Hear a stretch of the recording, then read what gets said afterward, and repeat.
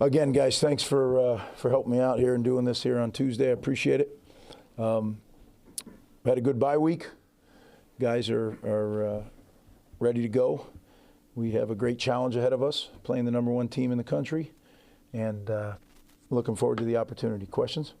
Get the obligatory health question out of the way. How are the guys doing after the bye week, and can any of the guys who missed, the last couple months come back that aren't listed as after the season?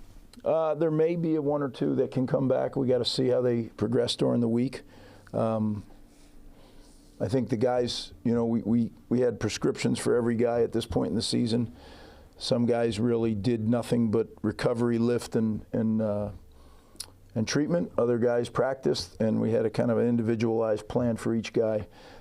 Definitely that plan has helped them feel much better this week. So, and like I said, great challenge going out to Columbus. Obviously, they're the best defense in the country. I guess in addition to their sheer talent that they have, I guess what do they do so well that has allowed them to play at that level week after week? Well, you hit it on the head. First off, they're very, very talented. Second off, they are really well coached, so they execute very well. Matt Patricia has done a magnificent job. You can see his fingerprints all over it. I've known Matt for a long time, and it doesn't surprise me one bit. They have a very good coaching staff that is coaching very good players very well. So when you add all that up, it adds up to a very good defense.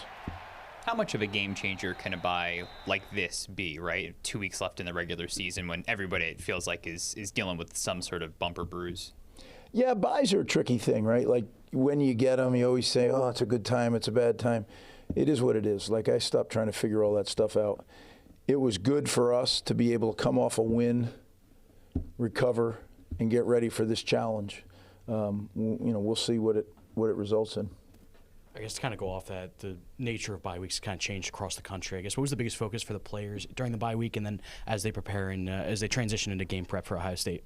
Well, I think it's like I said, it was, last week was all individualized prescriptions for the guys that were playing a lot of plays this season. There's also the developmental phase that, as I mentioned to you guys, with all the injuries we've had, our developmental has suffered just a little bit because we have to make sure that we keep the scout team healthy enough to give us a good look. So last week was an opportunity to get some really good developmental work in with our younger players. Overall, I thought it was very helpful. Yeah, but we'll see. Antoine Raymond being named semifinalist for the Doak Walker Award. He took a little bit of a non-traditional path to get here, Canada, and then his school closing. What allowed him last year to kind of come in and be able to get so many reps and play as well as he did, in particular in that bowl game, and then ramp up to this year? Well, Antoine is certainly a very, very talented guy, right? So that's first and foremost. I think he had a great opportunity to come here and have people mentor him, right? Between Coach Shaw and between Kyle and Coach Shaw, I think he was really put in a position where he grew quickly. You don't always walk into a meeting room and a position room that is kind of staffed and has a veteran player like that. So I think, but really it's his talent and his want to, right? Like you could walk into that room, and if you're not mature enough or you're not hungry enough, the opportunity could just pass right by you. But that certainly wasn't the case with Antoine. I mean, he was chomping at the bit. And if you remember, he and Benji come the Minnesota game last year. They really stepped up, and then in the bowl game again. So in the games that Kyle didn't play. Coming off this bye week, you mentioned there's only 2 games left in the regular season. You mentioned the developmental phase as well. I guess in these last 2 games, do you foresee any guys that may not have had a lot of snaps so far get a little bit more run in the stretch of the season? Yeah, not from a developmental standpoint. If they can help us win, if we feel like they give us the best chance to win, then they'll play. The developmental stuff takes place out here on the practice field. Now, certainly there's no substitute for game experience, but we're never going to sacrifice the opportunity to win a game to just have development on the game field. That's what practice is for. Jeremiah Smith's being talked about as one of the best players in college football, maybe the best wide receiver in quite some time. How big of a challenge does he pose? Yeah, he is a fantastic talent. I mean, he's big, he's strong, he's fast, he's detailed, runs great routes, great catch radius. The last 18 targets, he's caught them all. That's like, going 4 or 5 games in baseball without being, getting out. Right? It's like being on base every time for 4 or 5 games. That's hard to do. Certainly it takes a quarterback throwing you the pass, which saying is an excellent player, my goodness. But you can really say that across the board on their football team. They're an elite level team. That's why they're number one. That's why I was reading a stat somewhere. I think it's like since 2014, 90 something and 9, right, in Big Ten games. That's pretty impressive. It's sort of building off of that with the defense. 3 points allowed in the second half against Maryland. Big second half performances in the 2 Big Ten wins. Have you seen something sort of build or change with the defense these last few weeks that's allowed them to perform a little bit better? Well, we're making improvement at some things that we weren't doing as well at the beginning of the year, and we've continued to do that in the bye week and in the last 2 practices.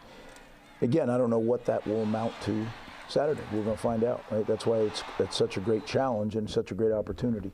But as was mentioned, they have elite players at every position offensively and elite players at every position defensively. So when you do that, you have to, you try to do this in your game plan, well, then this guy's going to get you, or you do that and that guy can get you. So it certainly is a challenge, but we're looking forward to it. Kobe's going back to Ohio. What's the history with Kobe and just what you saw in him? Yeah, I mean, we really liked him in high school, and boy, are we glad we got him. He's been a great player for us and a great teammate for us. Great guy to have on the squad, and I really think has come into his own as a player.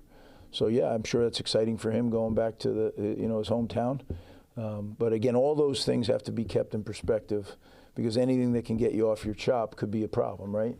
Use it as fuel, but don't let it be a distraction. Final question. In Columbus, the Mission game, the game is the biggest thing in town for all year. Is there any benefit to being the team that plays Ohio State the week before the game? I'd love to tell you yes, but I don't think I can tell you that, because historically, when you look back, there hasn't been any kind of significant better or worse in that game. And I look at this team that they have put together out there now. They kind of just go out and execute. There's a difference between being a really talented team and being a really talented team that executes. This is a really talented team that executes. And they've changed kind of the way they play. It used to be, and I remember when I was there, it was run as many plays as you can, fast. Now that's NFL, they're huddle. They're averaging about snapping the ball with about 11 and a half, 12 seconds on the play clock. That's a different approach, and I get it, right? When you're playing as many games as they are every year, you need to make sure that you don't have an unlimited number of plays. Every time you have a play, there's an opportunity for someone to make a play, but it's also an opportunity for someone to get injured. So I think a really smart programmatic change that they've made, but we'll see. We good, Jimmy? Thanks, Coach. Thank you, guys.